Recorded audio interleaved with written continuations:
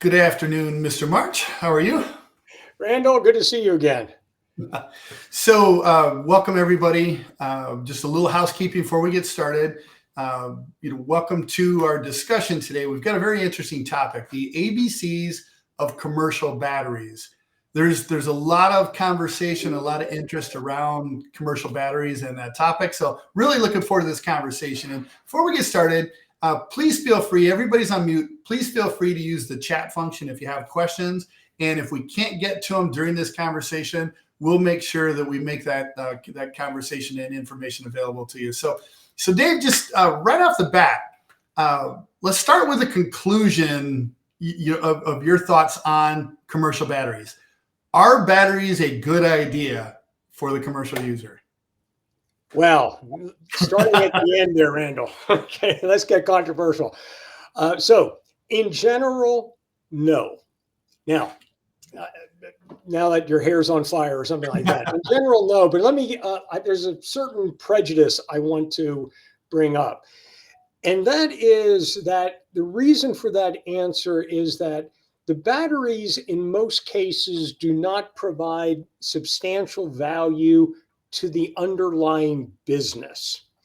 And what I mean by that is it going to make your top line any better? Is it going to get you new product, new customers? Is it really going to make a dent in your marketing or anything like that? Is it going to really, really help you make your business more successful, build your business? In general, no, it's not. That doesn't mean you can't make money with a battery. But when we talk to executives, they're focused on their business. And if their business is, I'm a bakery or I'm a pharmaceutical company, I'm not an energy company. So we want to stick to what we do best, and adding a battery, unless it really, and I'm going to say moves the needle, but unless it really helps us with our core business, I'd say no, in general, not. And there's a terrible thing to say, and I'm going to say it, and all the salespeople out there is ROI never sold anything. Yeah. And what I mean by that is, if you're in a business of making, again, you're a bakery, you're making bread, and I come to you with this great investment in making, I don't know, Slinkies or something. Younger people probably know what a Slinky is. And you can make money at it. It's not core to my business. It's not strategic. So I think that, again, in general, no, batteries are more of an ancillary investment rather than a key business asset. So if you feel like it's not a great fit for most commercial businesses, except for very specific uses, then why are we talking about this? Why is this such a hot topic? Just because of what you said. It's a hot topic.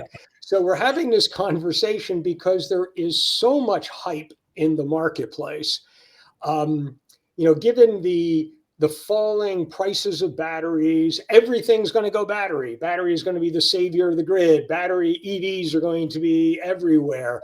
And now with the IRA, the Inflation Reduction Act, providing tax credits and everything else, there's a tremendous amount of hype, and we get a lot of calls about, should I be looking at a battery for my facility? So we thought, hey, we should probably address that issue here. So there's a lot of hype around the topic. Can you be specific on what you think people are so drawn to and why the hype? I don't think that people are drawn to anything specific. It's more that they're getting phone calls and things from developers selling them a battery and all of the values that the battery is going to generate. And that's one of the issues that I really have, is that the battery is being sold or positioned a lot like a Swiss Army knife. Don't worry, you could always make money with the battery because there's this, great number of values that you can generate from it. And it will always be positive because of, it's called revenue stacking. You can do this, you can do that, you can do this, you can do that. And it all sounds great. And people are getting, I think, their expectations set in an sort of an improbable way. So I think they're being oversold, and I think it's a little bit, and it's very confusing to people about all these different things a battery can do. So when they're approached with all these different value streams, I mean, if I'm a business and I'm called and somebody's, that I trust, like an electrical, contractor, and they're bringing these, these value streams to me, it sounds fantastic. So what would the problem be with that, and why it wouldn't be of interest to me? Let me start with the main overarching one, which is going back to the Swiss Army knife. There's lots and lots of tools on that Army knife, but you can only use one at a time. So if you want to use the tweezers, you're not using the scissors or something like that. And the same is true with the battery, but to even a greater extent, because in the Swiss Army knife, that tool is always there. So once I put the tweezer away, I can pull out the knife or something. But once I've used the battery for one value proposition or one value stack, it's not necessarily available for another one.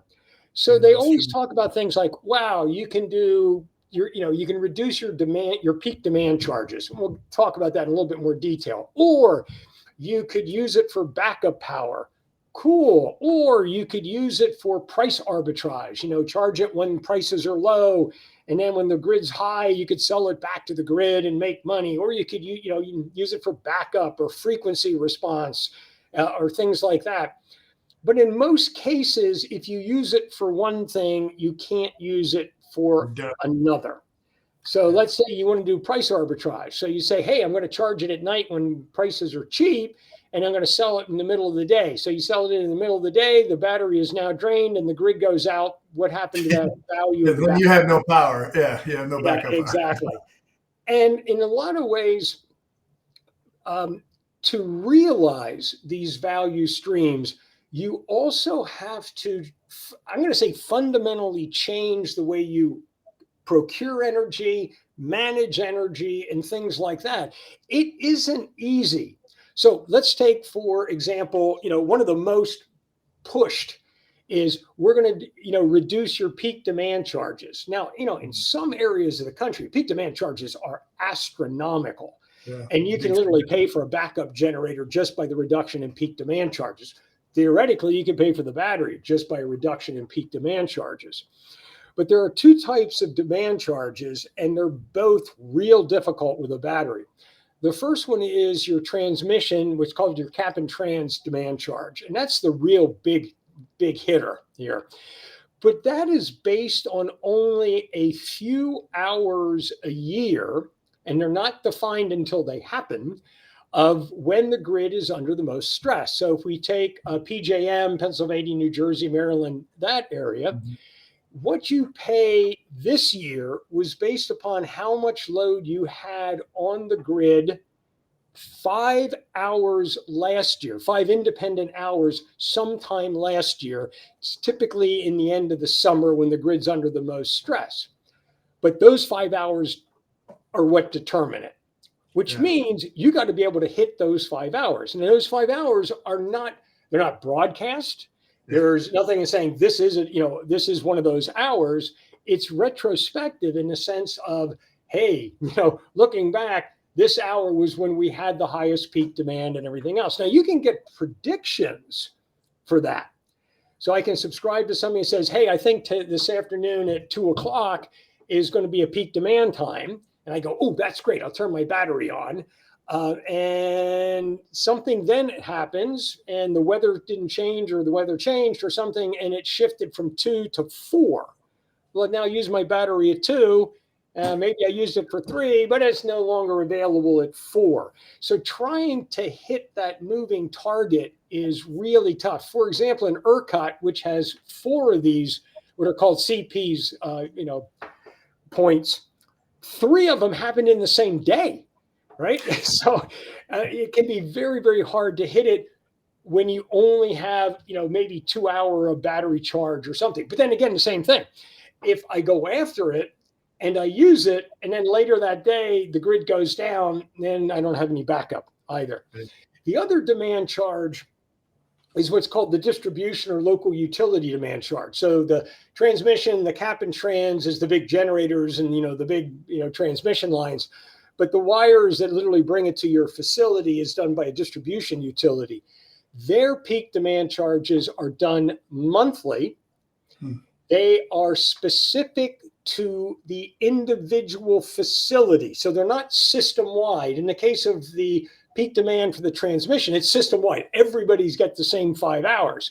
Yeah. In the distribution area, it's what is your highest use of energy during the month for a period of maybe 15 minutes or so. Well, that's kind of a challenge. So if you study your energy profile and you say, hey, every afternoon at 2 o'clock we do this thing, and that's what determines our demand charge, we turn the battery on at 2 o'clock every afternoon. But if you don't have that kind of control, and it's not it's not a pattern and everything else, again, you're trying to hit a moving target. Very, very difficult to do that.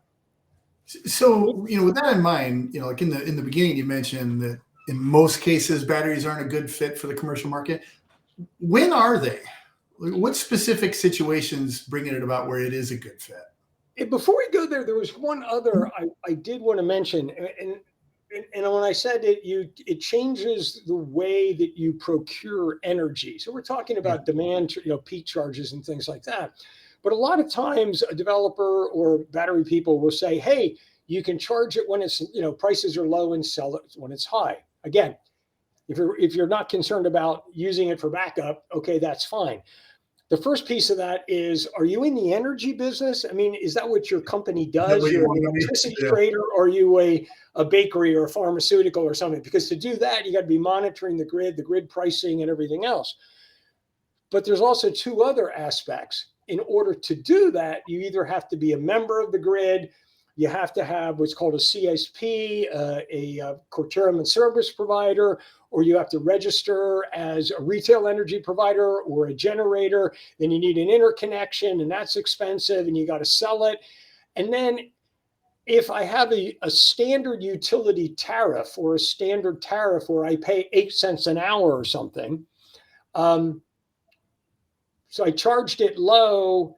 I have a fixed price, but now the energy is high at the grid, right? I can't really sell it because I don't have a block of energy to cover me there. So essentially, I'm just using it to offset. And if I already have a contract, it's not actually making me any money unless I actually sell it. But if I actually sell it to do that, I still have to have energy delivered. So it's not that you can't make money. Like I said, you can make money. It's complicated, and it's just not core for most people. Yeah, and it takes a bunch of your attention and your time and your manpower hours, which you'd rather be dedicating to your core business. Yeah, I mean, if you look at it from the standpoint of what gives an enterprise the most value, it literally is customer acquisition and top line growth. Yeah. So if you step back and you'd say, how does this battery, and we can say that about a backup generator, but how does this battery or backup generator actually contribute to my core business value of growth and customer acquisition? It's a bit of a stretch. Now, that being said, you ask, when does it make sense? And there's really one where it can be almost invaluable. And that is, and we all know it, and that is when you have something that just can't go down.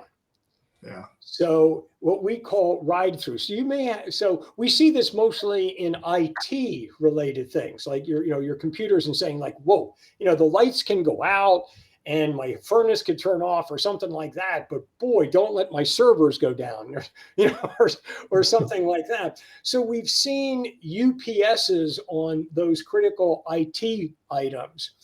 But those are the same holds true for critical process equipment. So let's take an example like pharmaceutical biotech company. A batch of a biopharmaceutical, one single batch could be worth $30 to $40 million.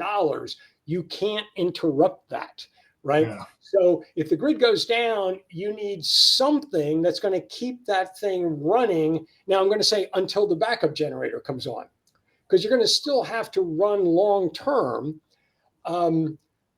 Batteries will be fine for backup for an hour or two, maybe for commercial. It gets too expensive to go beyond that. Yeah. So you really do need a backup generator if you've got critical things. But if they can't go down at all, then you need something to ride it through until the generator picks up and takes over for it. And that's the biggest, best use case for batteries in commercial operation. And there are machine tools that are super complex, even a small hiccup, and they'll break $20,000 worth of tools, and then you have to reset it up, and that'll take out 8 hours or something like that. So ride through is a fantastic value creator or savings in that regard. The other piece is a lot of times those critical processes, like very complicated machine tools, injection molding machines, and even if they go down momentarily, will seize up and things. Many of those also suffer from poor power quality. Yeah. And a battery can play a fantastic role both with the grid if you have some power quality issues. And Randall, we have a number of customers. We know that they have some very critical things. The grid isn't going down, but it has these like momentary 10-second hiccups and things like that. And boom, they're down. It's not a down, but and the grid might be there, but the voltage is out of range, the frequency's wrong, or something like there's some glitch that comes up. Okay, the price of hiccup, the battery can help ride that through. That is super important when you get to the grid is out and you're running on a backup generator. So backup generators are great, but they're not instantaneously fast. So if you've got things like injection molding machines and things with lots of inductive loads and motors and spikes and everything else, sometimes it's good to have that battery on there to smooth those things out and improve the power quality. Now, we mentioned earlier that one of the challenges with batteries and why it doesn't pencil out a lot of times is it just doesn't make financial sense for the size of loads required. With that ride through that you mentioned, am I in a place where I have to have full load worth of capacity when it comes to the batteries for the ride through? Well, that's that's sort of the great thing about UPSs. So let's say we go into a facility and they want to have full facility backup. Let's say and I'm just making numbers up here, Randall, it's 5 megawatts. And they say, yeah, but over here we've got these 10 machines, it's a megawatt, but they can't go down. Yeah. So the first thing you go is, okay, I've got 1 out of 5 megawatts that's critical. Do I really want to spend the money to put in battery backup for an entire 5 megawatt facility? No, it doesn't pay. It's just way, way too expensive. So then you go to the next thing and you say, okay, Mr. Electrical Engineer, did you segregate all those critical loads to a separate critical load panel? And if the answer is yes, then you go, that's great. Then we'll put a UPS or basically a UPS, a battery backup, just for that panel. So if the grid so it's always sitting on the bus bar of that panel, keeping the power quality high and everything else. But if the grid trips, boom, that panel disconnects. So there's going to be an automatic transfer switch. That panel disconnects, but the UPS will keep that panel up and running until the backup generator comes up. Now, the backup generator might, in fact, be for the entire facility.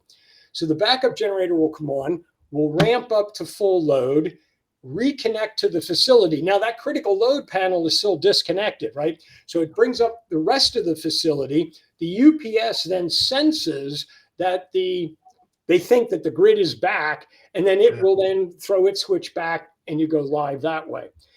Lastly, now we see this a lot with many, many companies that have grown and their processes have changed.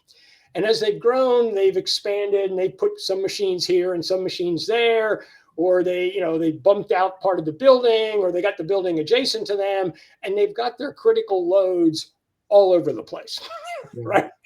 They're not segregated and consolidated into a single panel. In those cases, then you do literally at machine level UPSs. And again, that works fine. Not quite as economic, one, because they're smaller, But in those cases, you need a larger overhead on the battery. Let me explain what I mean by that. If I have a bunch of machines running with inductive load, so there's a lot of spikiness and things, most most of these machines work in sort of in concert or in tandem so that they're not all drawing current at the same time and things like that. So it sort of smooths it out. You can think of it almost like a financial portfolio, Yeah. because the inrush current can be very dramatic. And then when it relaxes and it pulls back, the current goes the other way. So if you have these things sequenced in a certain way, you can sort of calm that down a lot.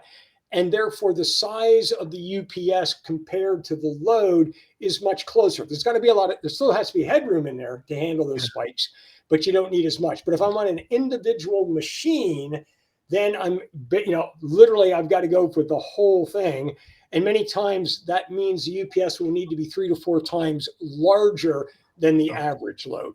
But the key here is there is a solution to that.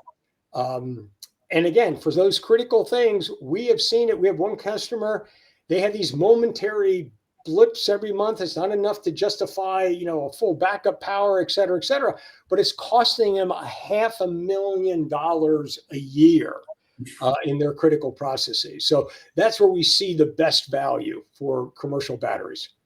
Okay. So we've been speaking specifically about commercial batteries.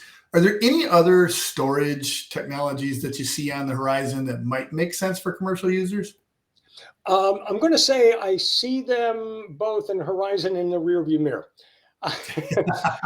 And one of the great things about the Inflation Reduction Act is we now have ITC, 30% ITC. If it's domestic content, you can bump that up to 40% for not only batteries, but for energy storage in general.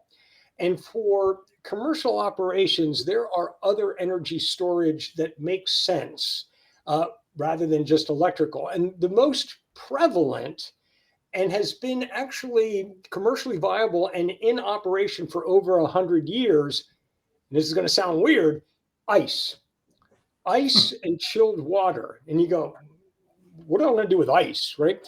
Well, if you think about a facility, and let's take, for example, a high-rise office building. Most of their load is actually air conditioning, right? And when does that air conditioning occur? When people are in there during peak times during the day when energy prices are most expensive, right? So many companies literally make ice with their chillers in the middle of the night when energy prices are cheap. So I'm going to store all that cheap energy by making ice. And then during the day, when grid prices are high, I'm going to reduce the load on my chillers by essentially circulating my loop through those ice banks first. And that can have absolutely fantastic return. And there's a number of fantastic companies that do that at, really quite substantial scale. There's some that have actually developed it even for residential. And this is interesting. Yeah. So one of the problems, one of the problems with residential solar is producing all that energy when you're not home. Right? So net metering is great and everything else. But what have we seen happen with net meter is that the grid or the utilities no longer want to pay that retail rate. They'll give you, the wholesale rate or something. So your solar is going out. Maybe you're getting 4 or 5 cents for it or something like that. You come home, first thing you do is turn on the lights and turn up the air conditioner, and prices just spike. So some companies have made small they're essentially ice makers that sort of plug into your air conditioning system. And you take the solar energy during the afternoon, make ice, and then at night when you turn your air conditioner on, it doesn't draw as much power. So that's an interesting one. We're starting to see a bit more in the area of high temperature thermal storage. There's some real good technologies now with heat retention bricks for very high temperatures. So coming off of kilns and steel mills and things like that. A lot of them have already been retrofit for those because the payback is really, really quite substantial. And then lastly, the one I think is I'll say sexy, I think is really, really neat, is phase change materials. So phase change material means that when it's hot, it melts. And then when it cools down, it gives that heat off as it solidifies. So there are companies now that have developed biodegradable, non-toxic phase change materials specifically for residential and commercial buildings, literally in some cases built into the wall or built into the wall board. So during the day, it reduces your air conditioning cost because some of the heat is going in to melt this compound that's literally in your sheetrock. And then at night, as things cool down, it gives that heat back off. And that can also be a substantial savings as well.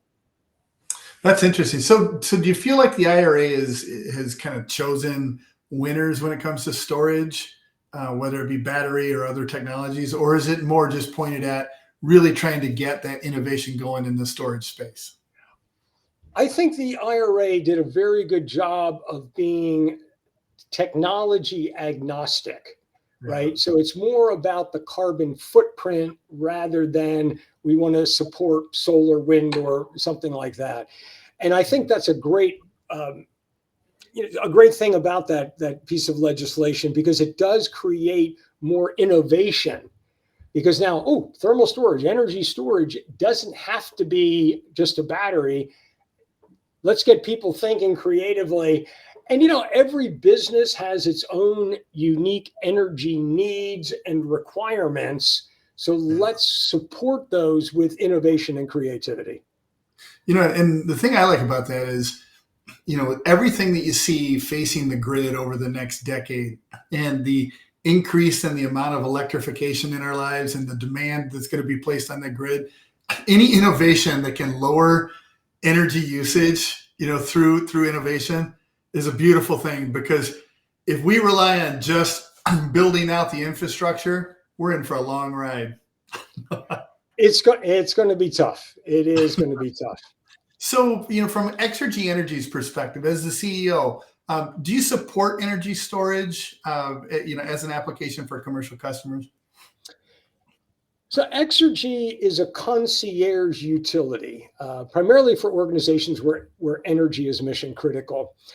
And what we do is we figure out what is the best way to provide you with the type, kind of energy that you need at the right time, right price, right place, and things like that. So we are sort of like the IRA. We're technology agnostic as well. So we analyze the situation and then we will put together the best solution. That might include a battery, especially if it's ride through, might include a battery, might include ice, may include a fuel cell, may include a turbine generator. It's whatever fits the need of the customer. But the primary focus is we're not a consulting company. We're not an engineering company coming out to sell you and say, hey, hire us and we'll figure out a good energy system for you. We're a concierge utility. We will engineer it, design it, but more importantly, we will pay for it and we will own it and we will manage it so that you can just focus on your business. We're going to deliver to you the energy that is right for you, that meets your objectives, whether that's sustainability, resiliency, or all of the above. You focus on your business. Let us focus on the energy because that's the business that we're in. And that's why I think you have such an important voice in topics like this, where it is a topic that's top of mind for people, but you don't have a horse in the game. It's literally you're reviewing it to see what is the best fit for the customer, and going through that process, you get a little bit of that inside baseball information that you can share to the market. So if a customer does have questions, Dave, and this conversation has kind of piqued their interest and they'd like to do a deeper dive, what is the best way for them to reach out to Exergy Energy? So there's two. We feel that it's important that everybody understands the energy situation. It's changing dramatically. I mean, energy is super cheap until it's not there, and then it's infinitely expensive. But the grid is getting less reliable. We've had outages increase by 14-fold in the last 10 years, and it's going to get worse. Most of the utilities are now talking about potential rolling blackouts next summer. We've got some real challenges out there. So our first place I would point you to is go to the Exergy website and go to the resources section. There are ebooks, webinars, blog posts, everything. Same as these LinkedIn live events. They're all available there, also on our YouTube channel. So if you're interested in whatever, batteries or I don't know, solar plus batteries or something like that, check that out first. And we think it's important that everybody understands. So there's no registration. You don't have to give us any contact information. If you just want to learn something or get a different opinion or something, go to our resources page and have at it. If it is something that you want to do, then you can just hit the contact us or go to our LinkedIn page and leave a comment or something, and we'll absolutely get right back to you. Perfect. So the Exergy Energy LinkedIn page or exergyenergy.com. Look through the resources tab and then hit that contact page and somebody will be in touch. Absolutely. Dave, thanks for your time. This has been very informative. And then again, any questions that we have in our chat function that we didn't touch on today, we'll make sure to make that information available. So thank you for your time, everybody. Thank you, Randall. Appreciate it. Have a good evening. Bye-bye.